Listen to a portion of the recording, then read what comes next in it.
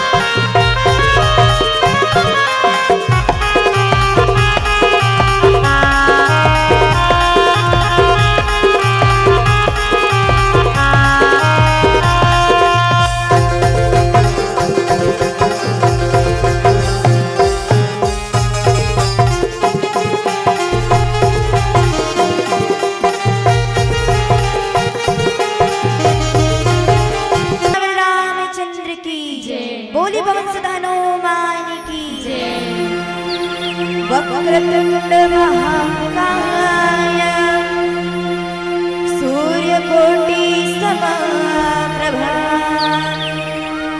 निर्विघ्नं कुरु मे देव सर्वकार्येषु सर्वदा। तुलसीदास गुरुदेव के करिपंकज सिरुना मेरे मात सरस्वती हम पर हो सहाय। मात पिता की वंदना करते बारंबार श्रद्धालु श्रोता जना नमन करो स्वीकार, नमन करो स्वीकार। लखन सिया रामचंद्र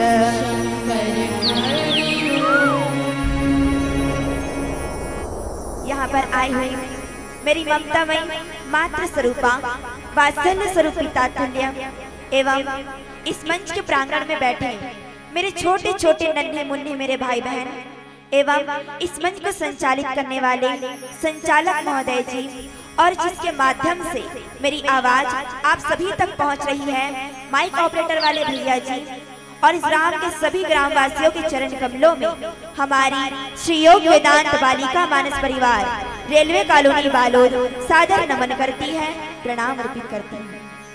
ताइए मानस प्रेमी सज्जनों, ग्राम घोरदा के इस मानस मंच की तरफ से हमें कथा प्रसंग मिला है श्री रामचरित मानस का प्रथम सोपान दोहा क्रमांक 190, जिसमें बाबा जी लिखते हैं जोग लगन ग्रह बार तिथि सकल भय अनुकूल चर अचर हर्ष जित राम जन्म सुखमूल, राम जन्म सुखमूल। तो आइए मानस प्रेमी सज्जनों, किस प्रकार से बाबा गोस्वामी तुलसीदास जी अपनी लेखनी के माध्यम से बतला रहे हैं कि परम पिता परमेश्वर प्रभु श्री रामचंद्र जी का जन्म किस प्रकार से होता है, किस प्रकार से जोग लग्न ग्रह बार तिथि यह अनुकूल हो जा रहे हैं, एक हो जा रहे हैं। आइए इस कथा प्रसंग के माध्यम से जानने का प्रयास करेंगे। उससे पहले एक भजन के पश्चात हम इस कथा प्रसंग को जानेंगे। प्रेम से बोले श्याम रामचंद्र की, बोली पवन सुत हनुमान की।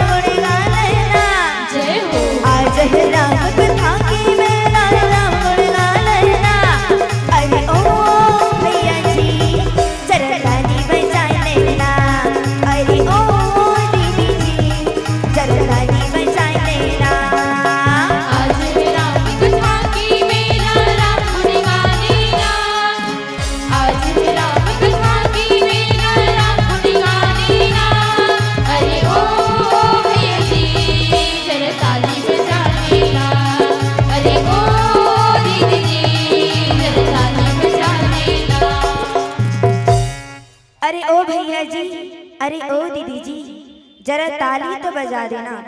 क्यों? जो ताली नहीं बजाते उनके लिए क्या कहा जाता है आप सब जानते हो ना? क्या? कि आम के रस को जूस कहते हैं, आम के रस को जूस कहते हैं। और जो मेरे प्रभु श्री राम के भजन में दोनों हाथ ऊपर उठा करके ताली नहीं बजाते उनको क्या कहते हैं? कंजूस कहते हैं। देखिए मेरी दीदी लोग बता रहे हैं, तो भगवान के दरबार में बैठे हैं, कंजूसाई नहीं करना है तो क्या करना है? दोनों हाथ ऊपर उठा करके प्रेम से बोले श्याम रामचंद्र की। इसी प्रकार से भगवान के भजन में दोनों हाथ ऊपर उठा करके क्या कहना है? हाथ उठा के जोड़ी लगा जयकारे लगाने ना, हाथ उठा के जोड़ी लगा जयकारे लगाने ना। अरे ओ भैया जी जरा ताली बजा लेना, अरे ओ दीदी जी जरा ताली बजा लेना। आज मेरा कथा की मेरा राम गुण गाने ना, जय हो। आज मेरा कथा की मेरा राम गुण गाने ना। अरे ओ भैया जी जरा ताली बजा लेना, अरे ओ दीदी जी जरा ताली बजा लेना।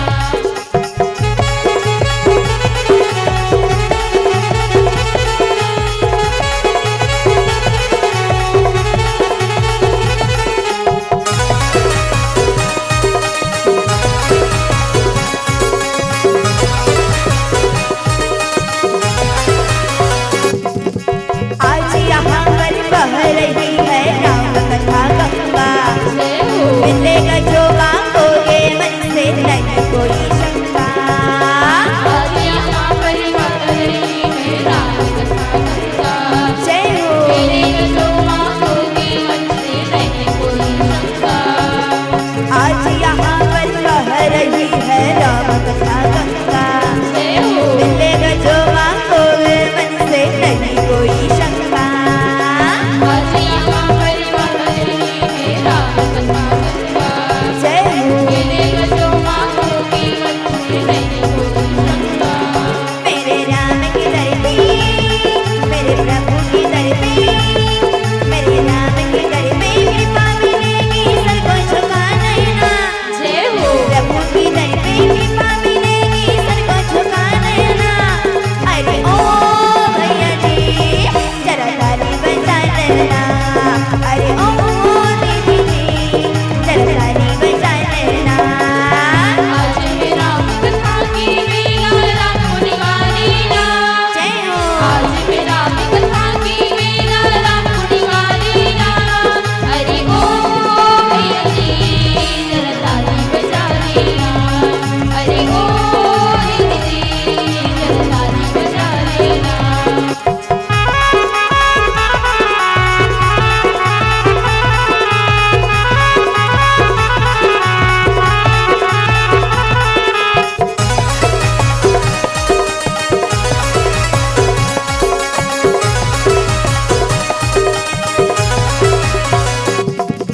परम पिता परमेश्वर प्रभु जी सबको सिखाते हैं, जय हो। अटके हुए सभी भक्तों को पथ दिलाते हैं। परम पिता परमेश्वर प्रभु जी सबको सिखाते हैं, जय हो। अटके हुए सभी भक्तों को पथ दिलाते हैं। परम पिता परमेश्वर प्रभु जी सबको सिखाते हैं, जय हो। अटके हुए सभी भक्तों को पथ दिलाते हैं। परम पिता परमेश्वर प्रभु जी सबको सिखाते हैं, जय हो। अटके हुए सभी भक्तों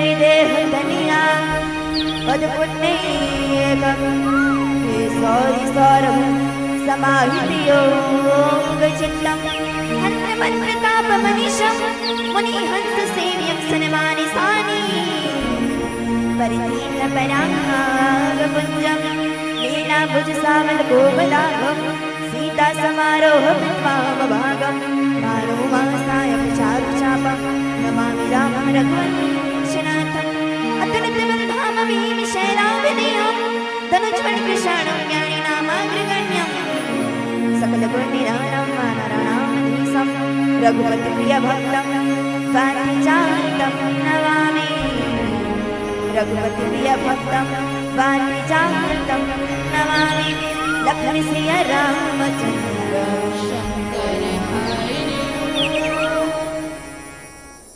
ताइए मानस प्रेमी सज्जनों, हमें कथा प्रसंग मिला है श्री रामचरितमानस का प्रथम सोपान बालकांड, जिसमें बाबा जी प्रभु श्री रामचंद्र जी के सभी बाल लीलाओं को लिखते हैं। बाल का अर्थ होता है बच्चा और कांड का अर्थ क्या होता है? घटना। जो प्रभु श्री रामचंद्र जी बाल लीला में जो घटना करते हैं वह सभी कथा इस बाल कांड में बाबा गोस्वामी तुलसीदास जी लिखते हैं। और मानस प्रेमी सज्जनों, हमें कथा प्रसंग मिला है क्या? दोहा क्रमांक 190, जिसमें बाबा जी लिखे हैं जोग लग्न ग्रह बार तिथि सकल भय अनुकूल चर अरु अचर हर्ष जुत राम जन्म सुखमूल राम जन्म सुखमूल। मानस प्रेमी सज्जनों, योग लग्न ग्रह वार तिथि सभी प्रभु श्री रामचंद्र जी के जन्म से अनुकूल हो गए हैं, एक हो गए हैं। और क्या लिखता है बाबा? चर अरु अचर हर्ष जुत राम जन्म सुखमूल।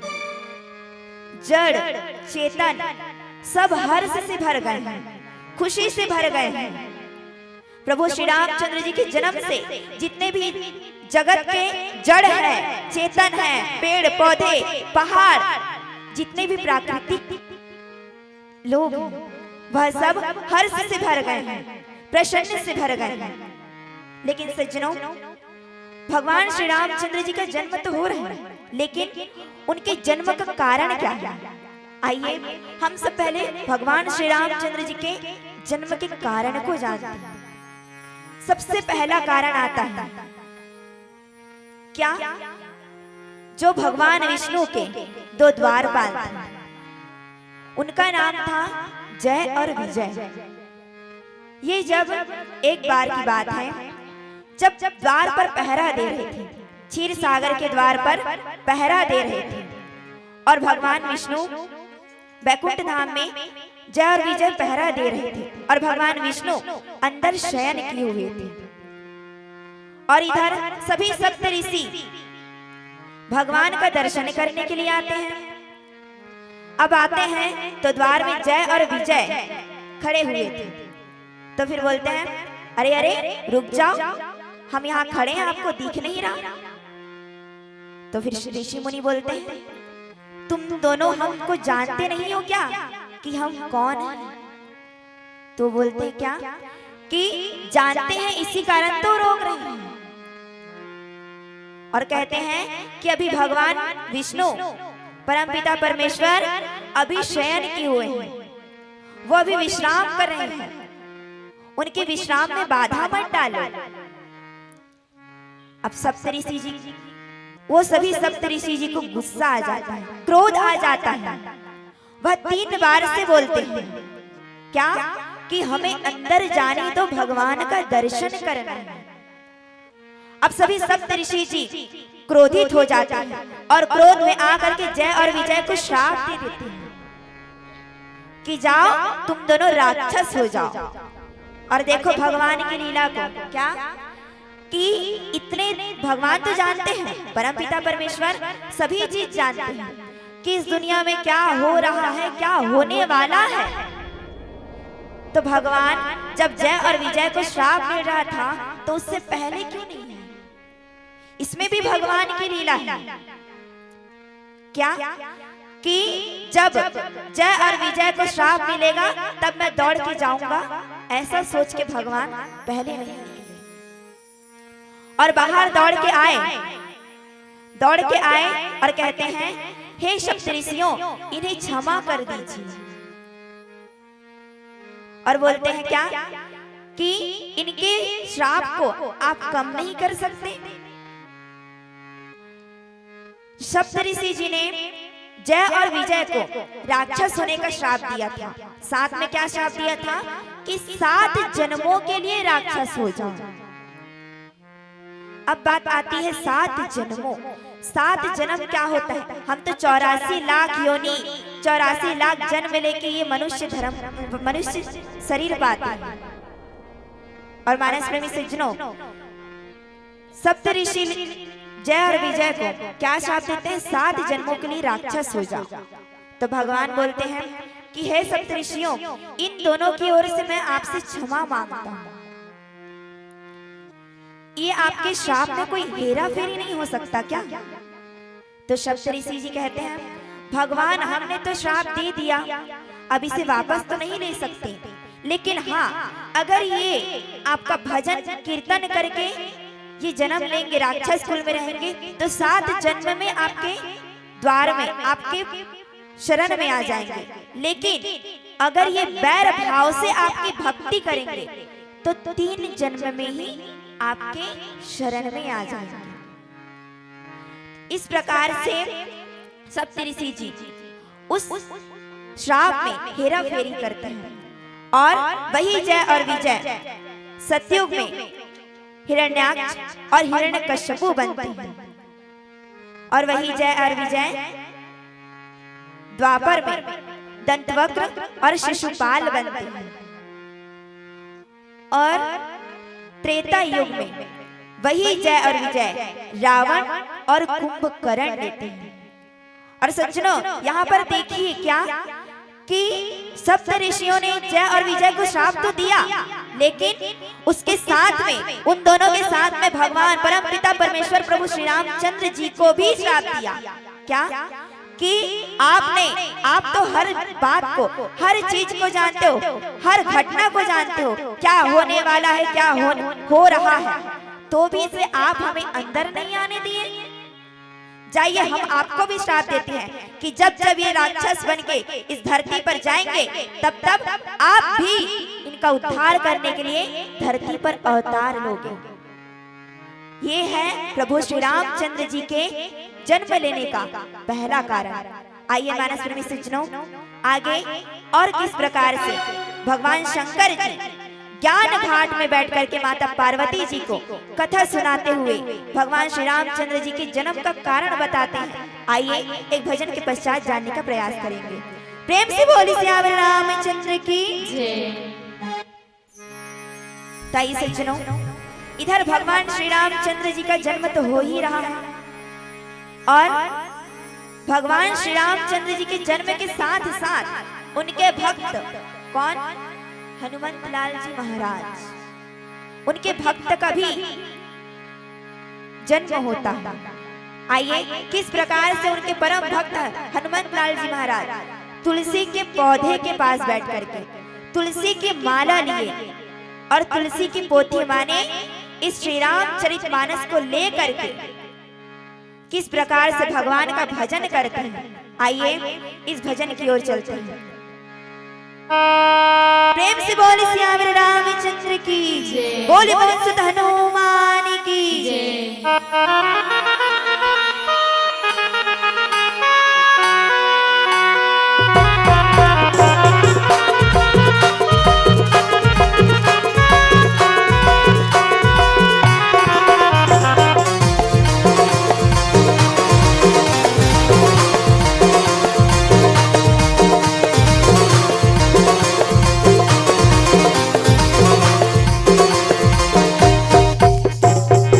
तुलसी के तीरे पे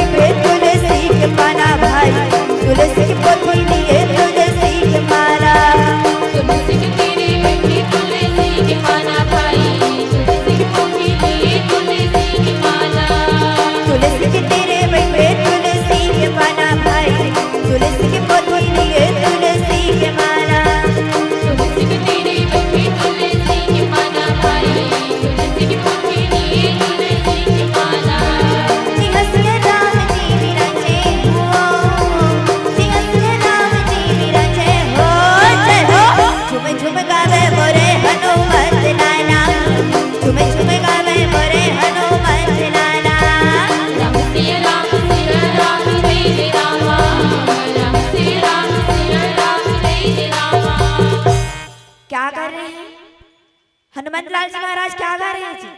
राम सिया राम जय जय रामा, राम सिया राम जय जय रामा। आप सब भी भगवान के दरबार में बैठे हैं। अब हमारे पास तुलसी माता की चौरा, तुलसी माता की चौरा मतलब तुलसी पौधा और ना ही तुलसी की माला है। तो आओ श्री रामचरित मानस मतलब तुलसी की पोथी ही लेके हम भगवान के भजन करते हैं। और कैसे भजन करना है? दोनों हाथ ऊपर उठा करके ताली बजाते हुए। अब हनुमंत लाल जी महाराज तुलसी की माला ले अपन हाथ में और एक हाथ में पोथी ले, तो हम पोथी ला सामने रख के दोनों हाथ से ताली बजाते हुए भगवान के भजन करबो। क्या करना है? राम सिया राम जय जय रामा, राम सिया राम जय जय रामा। आप मन भी गाओ ना जी। भगवान के भक्त नहीं बनना है, हनुमंत लाल जी महाराज जी से बनना है ना, तो खरबर क्या करना चाहिए? भगवान के भजन करना है। पहले तो सबके दोनों हाथ ऊपर, प्रेम से बोले सियावर रामचंद्र की। इसने दोनों हाथ ऊपर उठा करके ना, सबके दोनों हाथ ऊपर उठा करके राम सिया राम जय जय रामा, राम सिया राम जय जय रामा। गाओ ना जी। चलो कोई बात नहीं, साथ में गाओ, ठीक है? का राम सिया राम जय जय रामा, राम सिया राम जय जय रामा, राम सिया राम जय जय रामा, राम सिया राम जय जय रामा, राम सिया राम जय जय रामा, राम सिया राम जय जय रामा, राम सिया राम जय जय रामा, राम सिया राम जय जय रामा।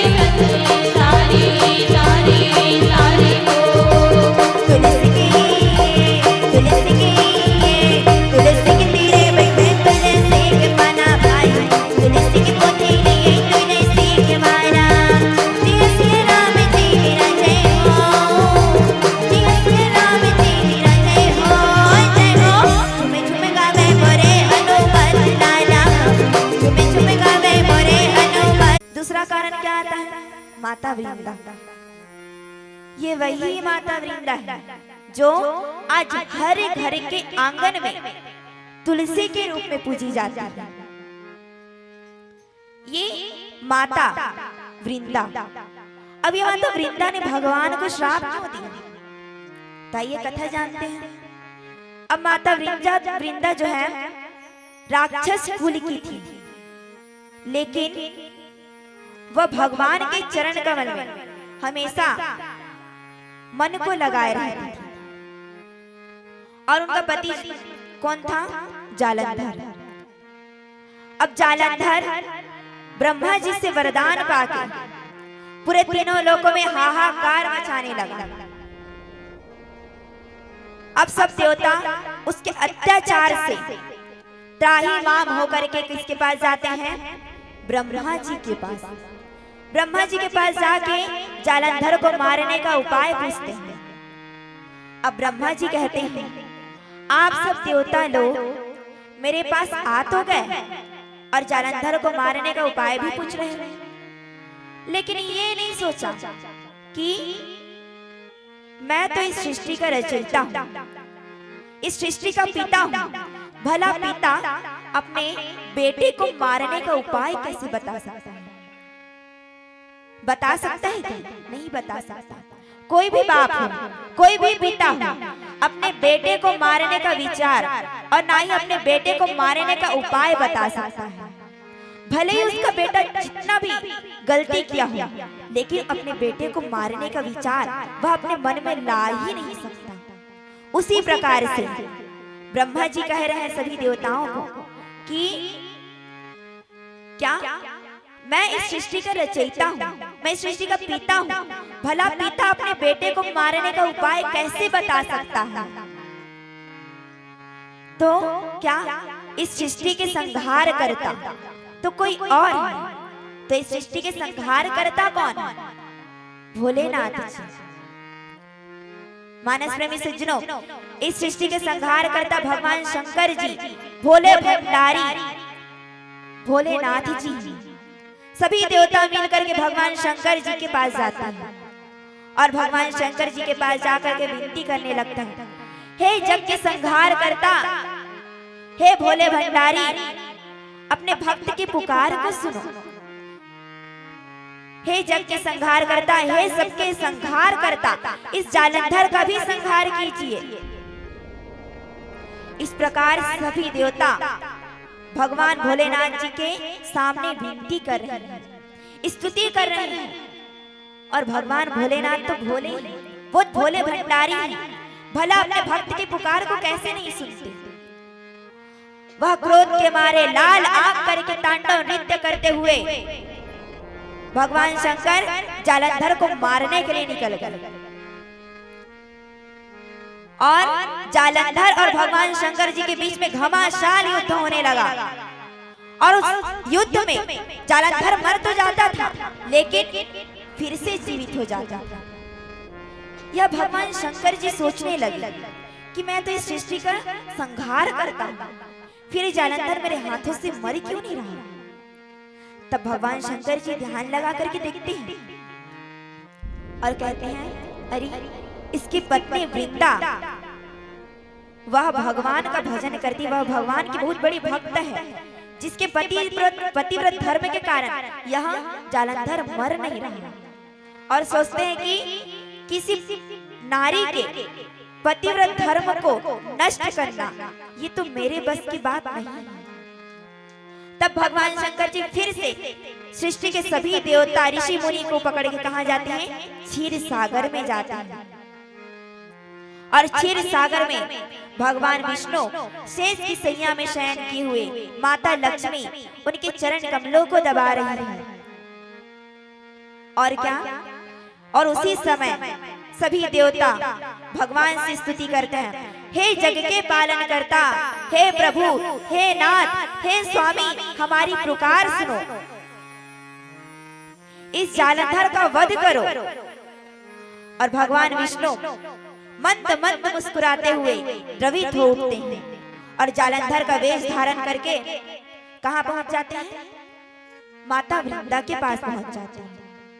माता वृंदा के पास जाते हैं तो माता वृंदा भगवान विष्णु को अपना पति जालंधर समझ के उनको बैठाती है और उनको पानी देती है। जैसे कि हमारे इस नारी समाज में जब कोई पति बाहर से आता है तो मेरी माताएं उनको बैठा करके पानी देती हैं, उनको उनके चरण कमलों को दबाती हैं। देते हो ना? और पूछते हो, और क्या पूछते हो? क्या कि चाय बनाओ का जी, पानी लाओ का जी, इसने पूछते हो ना? वैसने ढंग से आज माता वृंदा जी भी भगवान विष्णु को अपना पति जालंधर समझ के उनके चरण कमलों को दबाने लगती हैं।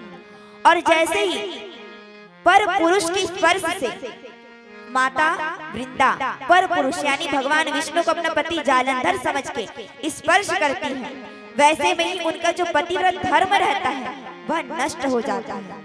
और इधर भगवान शंकर और जालंधर के युद्ध में जालंधर मारा जाता है और जालंधर का हाथ पांव कट करके माता वृंदा जी के सामने आकर के गिर जाता है।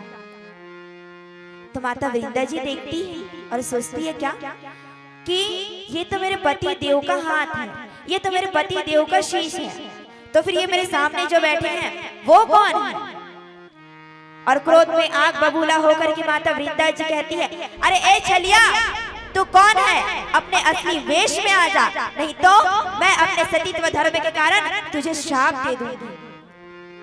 तब भगवान विष्णु मंद मंद मुस्कुराते हुए अपने असली वेश में आते हैं। माता वृंदा से कहती है,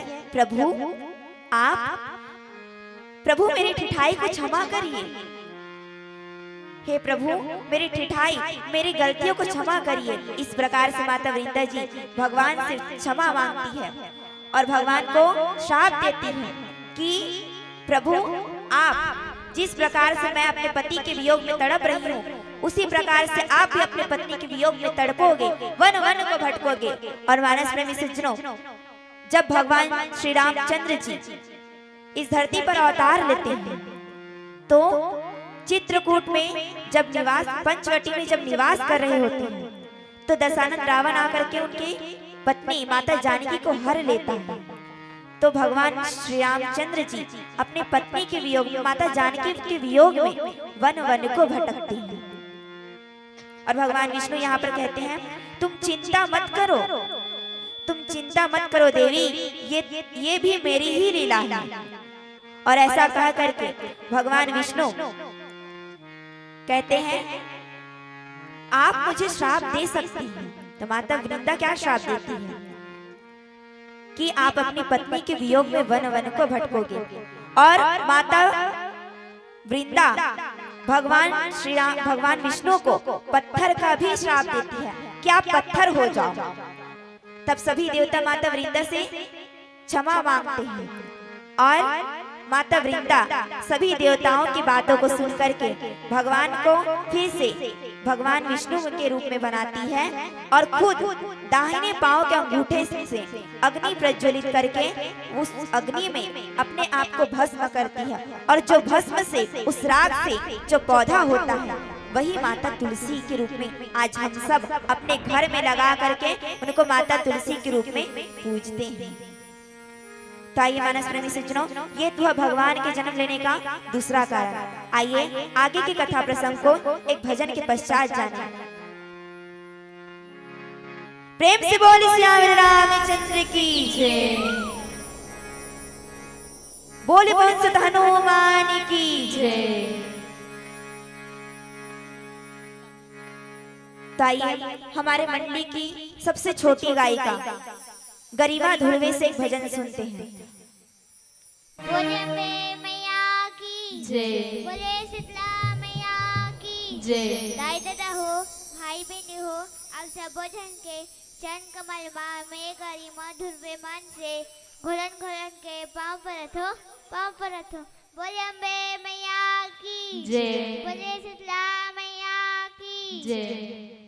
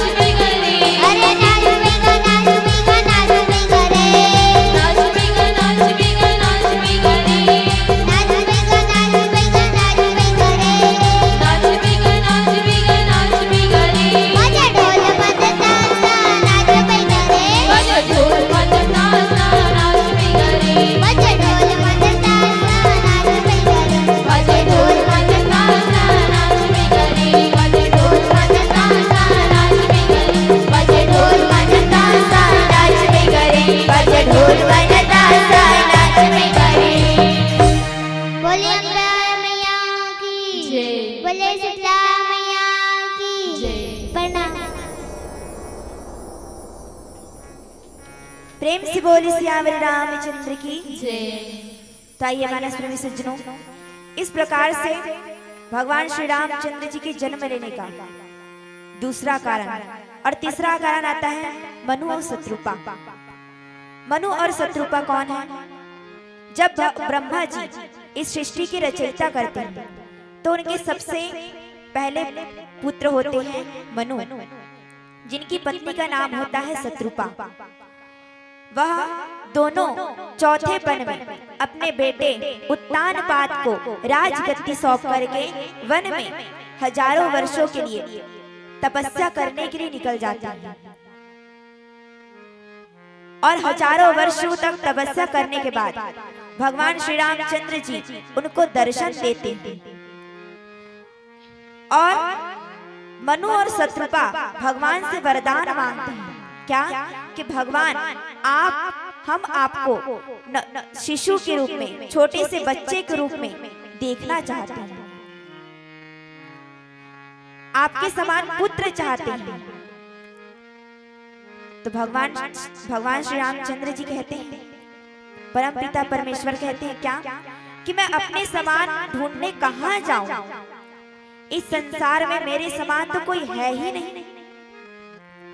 तो भगवान वरदान देते हैं क्या कि त्रेता युग में जब आप दोनों कौशल्या और राजा दशरथ के रूप में जन्म लेंगे तो मैं अपने अंशों सहित आपके यहाँ पुत्र के रूप में अवतार लूंगा।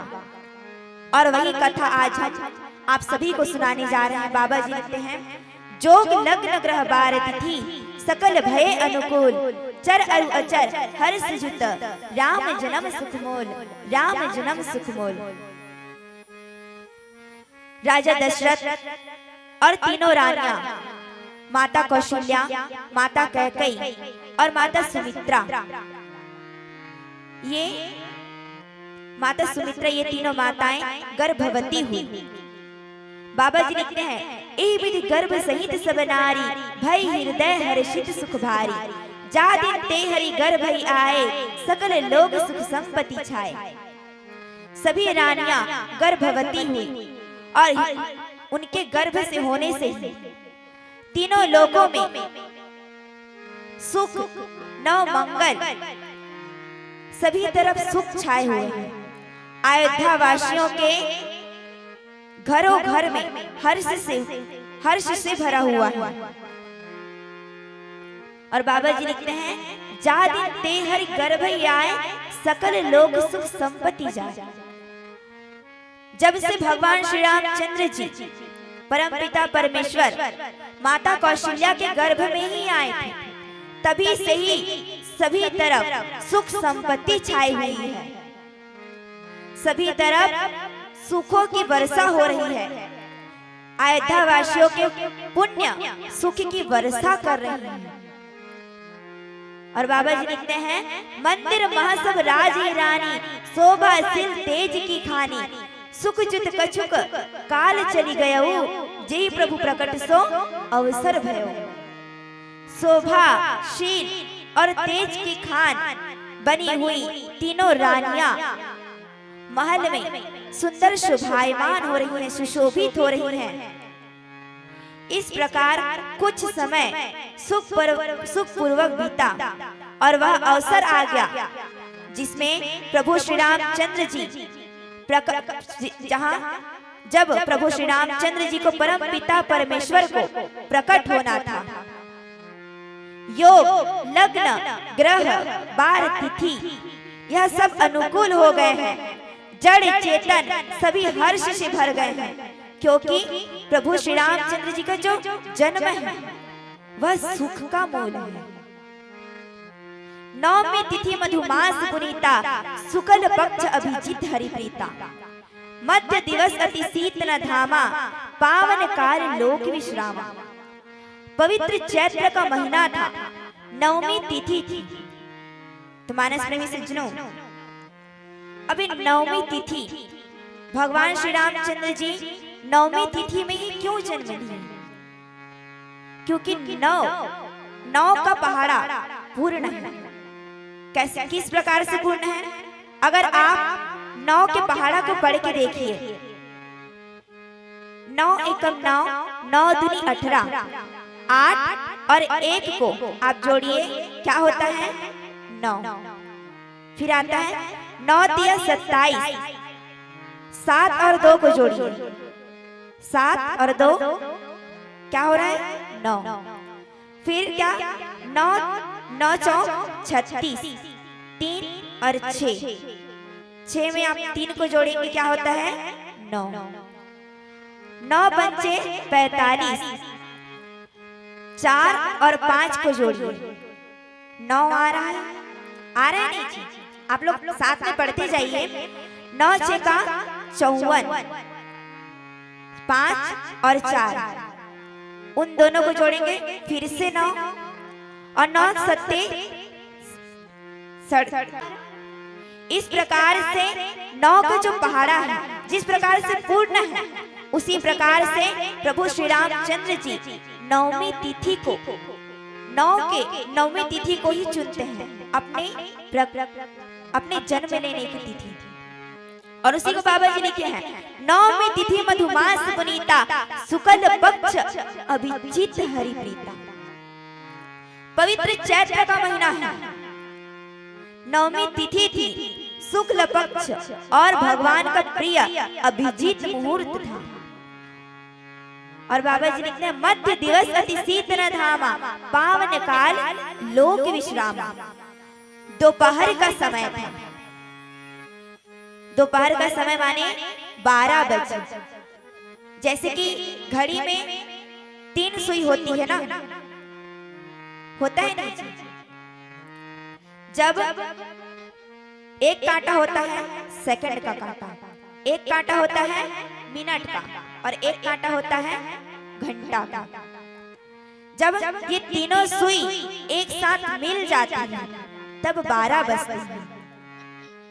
और सज्जनों, उसी प्रकार से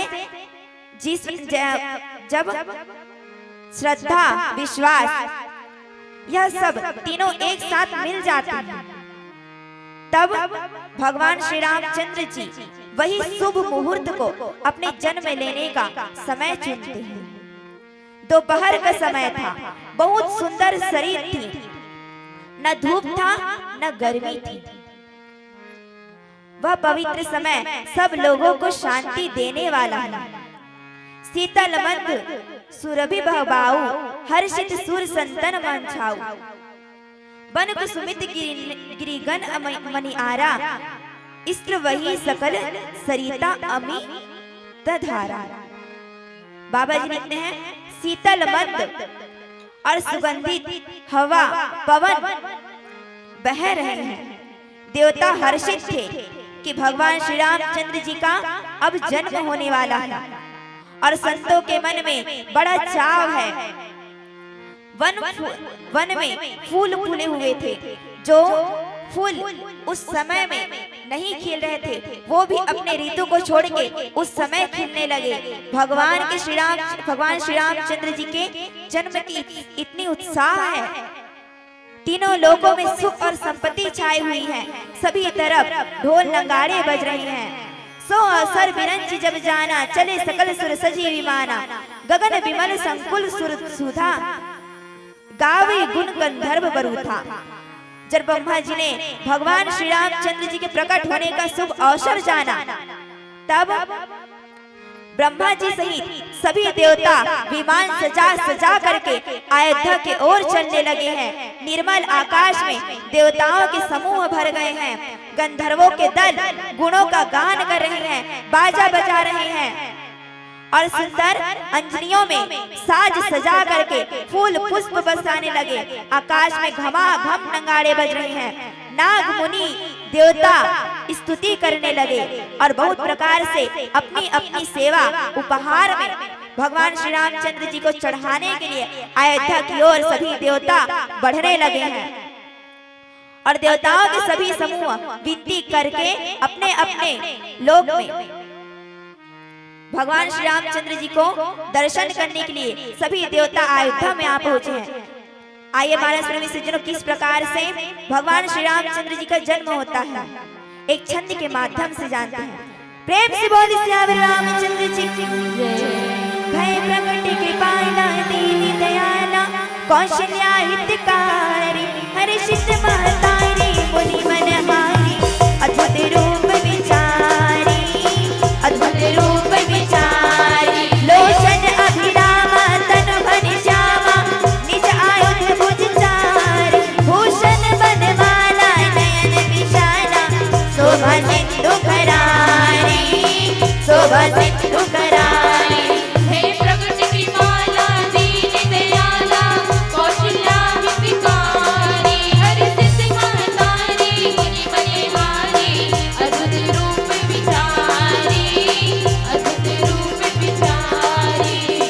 तीनों पर दया करने वाले कौशल्या जी के हितकारी कृपालु प्रभु श्री रामचंद्र जी प्रकट हुए। बोले श्याम रामचंद्र की मुनियों के मन को हरने वाले उनके अद्भुत रूप का विचार करके माता हर्ष से भर गई है। नेत्रों को आनंद देने वाले मेघ के समान श्याम शरीर प्रभु श्री रामचंद्र जी का चारों भुजाओं में अपने खास आयुध धारण किए हुए हैं। दिव्य आभूषण वनमाला बड़े बड़े नेत्र थे। इस प्रकार शोभा के समुद्र तथा हर राक्षस को मारने वाले भगवान श्री रामचंद्र जी प्रकट हुए। बोल श्याम रामचंद्र की कह दुई कर दोरी अस्तुति तोरी कहीं विधि करो अनंत माया गुण ज्ञानातीत ममाना वेद पुराण भनंता वेद पुराण भनंता करुणा सुख सागर सब गुण आगर जय गावई सुति संत सोम महित लागी जन अनुरागी भय प्रकट श्रीकांता भय प्रकट श्रीकांता। हे प्रगट कृपाला दीन दयाला कौशल्या हितकारी हर्षित महतारी मुनि मनहारी अद्भुत रूप विचारी अद्भुत रूप विचारी। माता कौशल्या अपने दोनों हाथों को जोड़ करके भगवान से कहने लगी, हे अनंत मैं किस प्रकार से तुम्हारी स्तुति करूं। वेद और पुराण तुमको माया गुण और ज्ञान से परे बतलाते हैं। हे परमपिता परमेश्वर परिमाण भी बतलाते हैं। सिद्धों के सत्यजन दया और सुख का समुद्र सब गुणों का धाम कहकर जिनका गान करते हैं वही भक्तों पर प्रेम करने वाले लक्ष्मीपति भगवान श्री रामचंद्र जी भगवान विष्णु जी मेरे कल्याण के लिए प्रकट हुए हैं।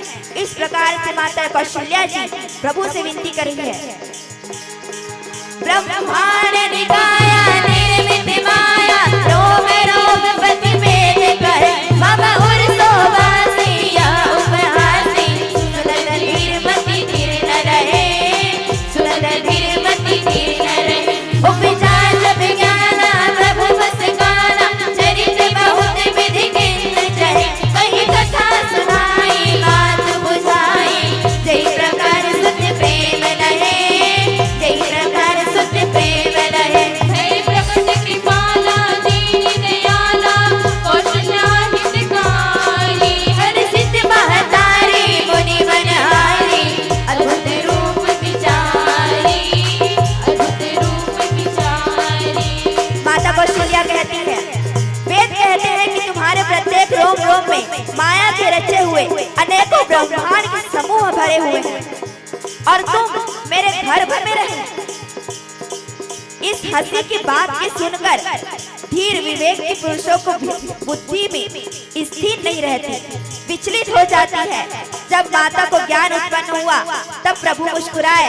वे बहुत प्रकार से चरित्र करना चाहते थे, अतः उन्होंने पूर्व जन्म की सुंदर कथा माता कौशल्या को कहकर सुनाई कि माता आप पिछले जन्म में मनु और शत्रुघ्न थी। आप दोनों ने मुझे वरदान मांगा था कि आप दोनों मुझे शिशु के रूप में देखना चाहते, मेरे समान पुत्र चाहिए। तो सज्जनों और भगवान कहते हैं जिससे उन्हें पुत्र का वात्सल्य प्रेम प्राप्त हो, भगवान के प्रति पुत्र भाव हो जाए। और क्या माता मुनि बोले सोमति डोले सजहु तातिया रूप की जय सुशीला अति प्रिय शीला यह सुपरम अनूपा यह सुपरम अनूपा सुनि वचन सुजाना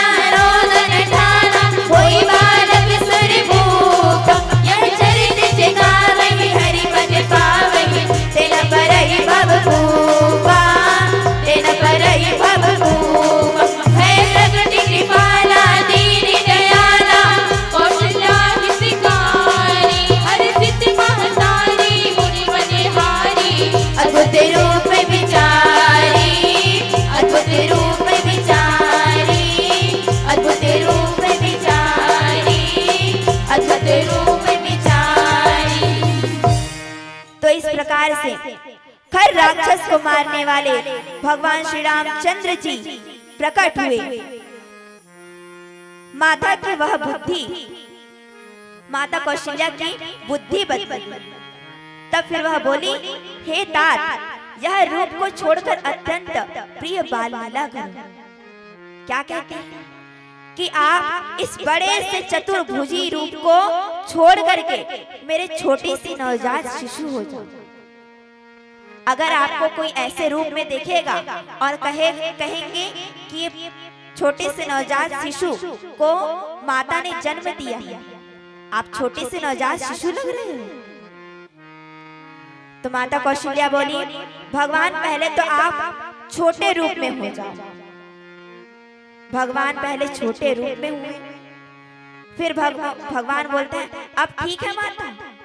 तो माता बोली, माता कौशल्या बोलती है, नहीं अभी भी ठीक नहीं है। तो अब क्या, पहले तो आप अपने ये दोनों, ये जो 4 भुजा रखे हो ना, उसमें से 2 भुजा को लुप्त कीजिए। भगवान श्री रामचंद्र जी अपने 2 भुजा को लुप्त करते हैं। फिर बोलते हैं अब ठीक है माता। तो माता बोलती है, अगर आप इस प्रकार से बातें करोगे, जब मेरी सहेलियां आपको पाने के लिए आएगी, अपने गोद में उठाएगी, तो आप पूछो ऐसी बात करोगे कि और सब बढ़िया। देखियो क्या कि कभी छोटा सा बच्चा जब जन्म लेता है तो क्या करता है, सबसे पहले रोता है, रुदन करता है। वही माता कौशल्या जी उसी प्रकार से भगवान को समझा रही है, प्रभु आप रोइए, आप छोटे से बच्चे के रूप में रोइए, आप रुदन कीजिए। इस प्रकार से माता कौशल्या परमपिता परमेश्वर प्रभु को समझा रही है। और बाबा जी लिखते हैं, विप्रधेन सुर संत हित लिंग मनुज अवतार, निज इच्छा निर्मित तनु माया गुण गोपाल, माया गुण गोपाल। ब्राह्मण, गौ, देवता और संतों के लिए, संतों के हित के लिए भगवान श्री रामचंद्र जी ने, परम पिता परमेश्वर ने मनुष्य का रूप धारण किया है, मनुष्य के रूप में अवतार लिया है। वे अज्ञानमयी मलिना माया और उसके गुण सत्य, रज, तम और बाहरी तथा भीतरी इंद्रियों से परे उनका दिव्य शरीर, प्रभु श्री रामचंद्र जी का दिव्य शरीर अपनी इच्छा से ही, परम पिता परमेश्वर अपनी इच्छा से ही अपने दिव्य शरीर को बनाए हैं। किसी कर्मबंध धन से परवश होकर त्रिगुणात्मक भौतिक पदार्थों के द्वारा नहीं बने। बाबा जी कहते हैं कि परम पिता परमेश्वर अपने उस शरीर को अपने इच्छा अनुसार बनाए हैं। और लिखते हैं क्या, सुनी से शुरुदन परम प्रिय बानी, संभ्रम चली आई सब रानी, हर्ष जह तह धाई दासी, आनंद मगन सकल पुरवासी। बच्चे के रोने की बहुत ही प्यारी ध्वनि सुन करके सभी रानियां उतावली होकर के दौड़ी चली आई। दासियां हर्षित होकर के जहां तहां दौड़े जा रही हैं। सारे पुरवासी, सारे नगरवासी आनंद में मग्न हो गए हैं। दशरथ पुत्र जन्म सुनी गाना, मानो ब्रह्मानंद समाना। जब महाराज दशरथ जी पुत्र की जन्म की समाचार को सुनते हैं तो वह ब्रह्मानंद में मग्न हो जाते हैं। मन में अतिशय प्रेम है, शरीर पुलकित हो गया है, आनंद में अधीर हो गए हैं। बुद्धि को धीरज देकर के और प्रेम में शिथिल होकर के शरीर को संभाल करके दशरथ जी महाराज जिस जगह पर बैठे थे वहां से उठते हैं और जिनका नाम सुनने से ही कल्याण होता है वही प्रभु मेरे घर आए। यह सोच करके राजा का मन परम आनंद से पूर्ण हो गया है। उन्होंने बाजे वाले को बुलाकर कहा कि बाजा बजाओ। गुरु वशिष्ठ कह गए हकारा, आए द्विजन सहित द्वारा। गुरु वशिष्ठ जी के पास दशरथ जी महाराज गए और वो ब्राह्मणों के साथ लिए राजद्वार पर वशिष्ठ जी आए और वशिष्ठ जी ने जाकर बालकों को, अनुपम बालकों को देखा जो रूप की राशि और जिनके गुण कहने से भी समाप्त नहीं होते, जिनके गुणों का बखान नहीं किया जा सकता। नंदी मुख सराद करी जात करम सब किन्न, हाटक धेनु बसन वनी विप्रन कह दी। फिर राजा ने नांदी मुख श्राद्ध करके सब जात कर्म संस्कार आदि किए और ब्राह्मणों को सोना, गौ, वस्त्र और मणियों का दान दिया। दशरथ जी महाराज खुशियों के मारे प्रसन्न से भर के सभी मुनियों को, सभी ब्राह्मणों को दान कर रहे हैं, सभी अयोध्या वासियों को दान कर रहे हैं। ध्वजा, पताका और तोरणों से नगर छा गया है और बाबा जी लिखते हैं कहीं न जाई जी भांति बनावा। जिस प्रकार से वह सजाया गया है, वह अयोध्या सजाई गई है, उसका कोई वर्णन नहीं हो सकता। आकाश से फूलों की वर्षा हो रही है, सब लोग ब्रह्मानंद में मग्न हो गए हैं। तो आइए मानस प्रेमी सज्जनों, आगे की कथा प्रसंग को एक भजन के पश्चात जानने का प्रयास करते हैं। प्रेम से बोले श्यामल रामचंद्र की जय। और सज्जनों, इस प्रकार से सभी अयोध्यावासी सभी अयोध्यावासियों के सुख, सभी अयोध्यावासियों के ऊपर पुण्य के बादल सुख बनकर वर्षा कर रहे हैं। वृंद वृंद मिली चली लोगाई, सश्रृंगार किए उठिताई, कनक कलश मंगल भरी थारा, गावत बैठे भूप द्वारा। स्त्रियां झुंड बना बना करके मिल रही हैं, चल रही हैं। इस प्रकार सभी अयोध्या में सभी अयोध्यावासी हर्ष से भरे हुए हैं। बाजे बज रहे हैं, नगाड़े बज रहे हैं, सभी तरफ सुख छाई हुई है। तो आइए मानस प्रेमी सज्जनों, पीला बत्ती 5 मिनट शेष।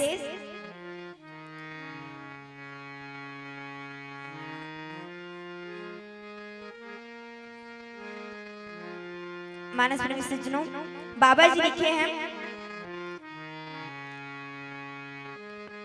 कह कई सुरता सुमित्रा दो, सुंदर सुत जनमत भय दो, वह सुख संपत्ति समय समाजा, कहीं न सकई सारथ अहि राजा।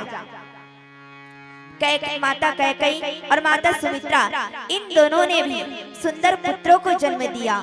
उस सुख संपत्ति, समय और समाज का वर्णन माता सरस्वती जी भी नहीं कर सकती और सर्पों के राजा शेष जी भी नहीं कर सकती। अवधपुरी सोहई यही भाता। अवधपुरी में इस प्रकार सुशोभित हो रही हैं, मानो रात्रि प्रभु से मिलने आई हो और सूर्य को देखकर मानो मन में सकुचा गई हो, परंतु फिर भी मन में विचार कर वह मानो संध्या बनकर गई हो। और मानस प्रेमी सज्जनों, इस प्रकार से चारों कुशल भैया का जन्म होता है। ताइए पीला बत्ती 5 मिनट शेष। मैं अपनी वाणी को यहीं पर विराम देती हूँ।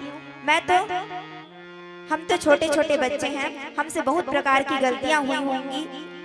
आप हमें अपने ही बच्चे समझकर हमारी गलतियों को, भूल चूक को क्षमा कीजिएगा, क्षमा कीजिएगा।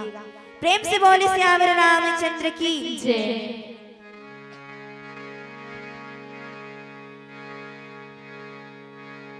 बोले श्यामल रामचंद्र की जय।